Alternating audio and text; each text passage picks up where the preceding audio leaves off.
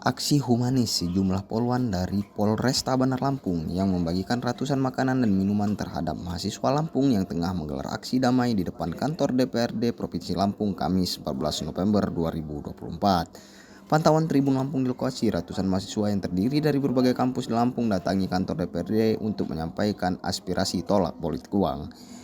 Dalam proses aksi tersebut, sejumlah poluan yang bertugas di Polresta Bandar Lampung membagikan ratusan makanan berupa somai dan minuman terhadap mahasiswa yang mengikuti aksi.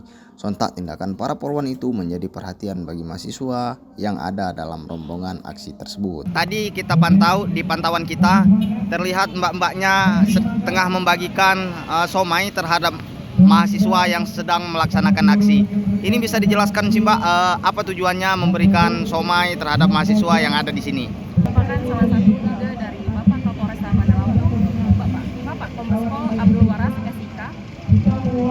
Ini merupakan hal yang rutin dilakukan dalam setiap melaksanakan aksi unjuk rasa. Ini merupakan bentuk kepedulian Polresta Bandar Lampung terhadap mahasiswa atau masyarakat yang melakukan unjuk rasa dengan harapan aksi ini bisa berjalan dengan damai, tentram, dan lancar. Siap. Baik, kami sebagai anggota Polri mengapresiasi sikap mahasiswa dalam menyampaikan aspirasi mereka agar, dan kami anggota Polri berharap agar aspirasi ini berjalan dengan tertib dan lancar.